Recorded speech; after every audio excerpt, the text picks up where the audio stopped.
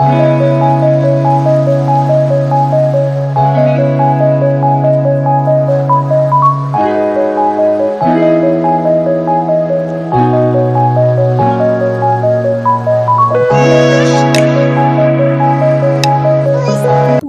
গৃহিণী সে কিন্তু চায় না তার সংসারটা এলোমেলো হয়ে থাকুক। সে নিজে এলোমেলো থাকতে ভালোবাসে, কিন্তু তার সংসারটাকে কোনোদিন এলোমেলো রাখতে সে পছন্দ করে না। আসসালামু আলাইকুম, কেমন আছো তোমরা সবাই? নতুন একটি ব্লগে তোমাদের সবাইকে স্বাগত জানাই।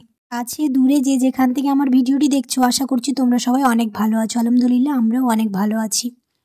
তো আজকে ভাবলাম বাড়িতে যত আর্টিফিশিয়াল গাছ থাকে সেগুলো সব কিছু ধুয়ে নিতে। প্রত্যেকবারই প্রত্যেক সপ্তাহে 2 দিন করে এরকম ধুয়ে নিই, একদিন সার্ফ বা শ্যাম্পুর জলে আর একদিন এমনি জলে। তো সার্ফ বা শ্যাম্পুর জলে একদিন ধুয়ে নিয়েছি, তো ভাবলাম এমনি জলে আজ ধুয়ে নিই, তো তোমাদের সাথেও সেটা শেয়ার করি। আর 2 দিন পর পর এরকম মুছে নিলে গাছগুলো খুব চকচকে করে, আর যদি না এরকম করে ধোয়া যায় তাহলে খুব ধুলো পড়ে যায়, তো দেখতেও খারাপ লাগে। আর দেখতেই পাচ্ছ ধুয়ে নেওয়ার জন্য কত সুন্দর লাগছে, একদম মনে হচ্ছে নতুনের মতো। পরিপূর্ণ সংসার আগলে রাখার নামই হচ্ছে গৃহিণী। একটা গৃহিণীই পারে এরকম করে সংসারটাকে সাজিয়ে গুছিয়ে রাখতে। একা হাতে এতগুলো কাজ থাকে, তারপরও কোনোদিনও মনে হয় না যে না ওই কাজগুলো করব না। সব সময় নিজের সংসারকে আগলে গুছিয়ে এরকম করে রাখে সব সময়, সে যখনই হোক। এত শরীর খারাপ বা যতই ব্যস্ততা থাকুক, দিন শেষে সংসারটা যাতে সুন্দর করে সাজানো গুছানো থাকে একটা মেয়ে সবসময় চায়। প্রতিদিন যদি এরকম করে সব কিছু পরিষ্কার করে নেওয়া যায় তাহলে একদম সব জিনিস নতুনের মতো লাগে।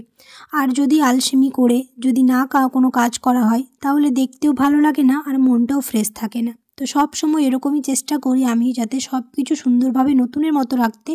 তাই 2-3 দিন পর পর এরকম করে ক্লিন করে নেওয়ার। আর এরকম করে আর্টিফিশিয়াল গাছগুলো যদি আমরা সপ্তাহে 2 বার করে আর এমনি ডাস্ট ক্লিন করে নিই তাহলে দেখবে একদম নতুনের মতো থাকবে। দেখতেই পাচ্ছ কতটা সুন্দর লাগছে, একদম নতুনের মতো হয়ে গেছে। তো এখন ওইগুলো জল ঝরতে দিলাম, তো ভাবলাম চটজলদি কফি বানিয়ে নিই। এই শীতের দিনে কফি খেতে খুব ভালো লাগবে, তো ভাবলাম 1 কাপ কফি বানিয়ে নিই। তো মাইক্রো ওভেনে দিয়ে দিলাম, খুব তাড়াতাড়ি হয়ে যাবে।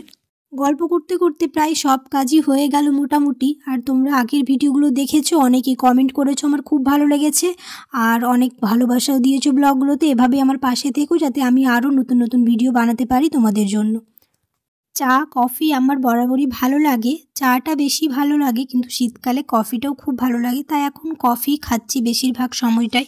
আমার ভিডিওগুলো দেখে আশা করছি তোমাদের ভালো লাগছে, আমার কাছ থেকে অন্তত পক্ষে হলেও কিছু শিখতে পারছো। যদি ভিডিওগুলো ভালো লেগে থাকে তাহলে অবশ্যই একটা লাইক করে দিও, তাহলে আমার ভিডিও বানাতে খুব ভালো লাগবে আর আগ্রহ লাগবে আমার নতুন নতুন ভিডিও আনতে। তো একটু চানাচুর নিয়ে নিলাম, কফির সাথে খেতে ভালো লাগছে। ভাবলাম একটু ড্রয়িং রুমে বসেই কফিটা খাবো, কিন্তু আর ঠান্ডা রুমে চলে আসলাম। তো এখন রুমে এসে কফিটা খাচ্ছি।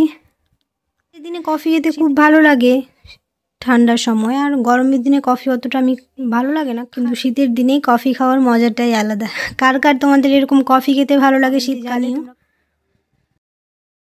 প্রথমে তো ভাবলাম ড্রয়িং রুমেই খাবো, কিন্তু এখন তো কয়েকদিন থেকে যা শীত পড়েছে তাই রুমে চলে আসলাম। শীতের দিনে কাজ করতে আলসেমি লাগলেও বসে থাকলে চলবে না, অনেকগুলোই কাজ পড়ে আছে, সেগুলো করতে হবে, কারণ ছোট দিনের বেলা দেখতে দেখতে সময় কেটে যাবে। আর কয়েকদিন পরেই তো বড়দিন আসছে, তাই ভাবলাম কেক বানাই, তাই তোমাদের সাথেও শেয়ার করছি। তো এখানে কেক বানাবো, তার জন্য কুসুমগুলোকে আলাদা করে নিয়েছি, সাদা অংশটাকে আলাদা করে নিয়েছি। তো একটা হ্যান্ড বিটার দিয়ে খুব ভালোভাবে এটাকে বিট করে নেব, তাহলে কেকটা খুব স্পঞ্জি হবে। এটা অনেকক্ষণ সময় ধরে বিট করে নেব, তাহলে এরকম একটা ফোম ব্যাপার আসবে। তখন ওর মধ্যে দিয়ে দিলাম হচ্ছে চিনি গুঁড়ো। এগুলো সব চেলে দেওয়ার চেষ্টা করবে, তাহলে কেকটা খুব মসৃণ হবে। এবার হলুদ অংশটা দিয়ে দিলাম, আর এখানে তারপর ময়দা চেলে ময়দা দিয়ে দিলাম, দিয়ে খুব ভালো করে স্প্যাচুলা দিয়ে ওটা মিক্স করে রেখে দিলাম। আর এখানে তেল, তারপর ভ্যানিলা এসেন্স, এগুলো দিয়ে একটা ব্যাটার বানিয়ে ও মিক্স করে এবার এর মধ্যে দিয়ে দিলাম কেক মোল্ডের মধ্যে। এটা মাইক্রো ওভেনেই করবো, তো ভাবলাম তোমাদের সাথেও শেয়ার করি। সামনেই তো বড়দিন আসছে, খুব সহজে বানিয়ে ফেলতে পারবে। আশা করছি আমার কেকের রেসিপিটা তোমাদের ভালো লেগেছে।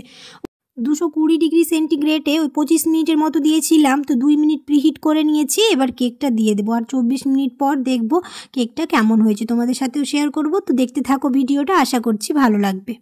আর 24 মিনিট হয়ে গেছে, খুব সুন্দরভাবে কেকটাও হয়ে গেছে। কিছুক্ষণ রেখেছিলাম ঠান্ডা হতে দেওয়ার জন্য, এবার এটা বের করে নেব। আর দেখতেই পাচ্ছ কতটা স্পঞ্জি হয়েছে।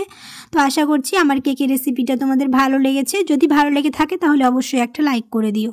কয়েকদিন থেকে শীতটাও খুব পড়েছে, কয়েকটা শীতের জিনিস কেনার আছে, সেগুলোই কিনতে যাব, সেটাও তোমাদের সাথে শেয়ার করব। আর কী কী কিনেছি সেগুলো বাড়িতে এসে একেবারে দেখাবো কী কী নিয়েছি। তো কেক বানানো হয়ে গেছে, আর কেক বানানোর পরেই চলে গিয়েছিলাম ভাইয়ের, তো এখন কিনতে চলে এসেছি। তো এখানেই আছি, দেখি কোনটা ভালো লাগছে, অবশ্যই বাড়িতে গিয়ে তোমাদের সবগুলোই দেখাবো।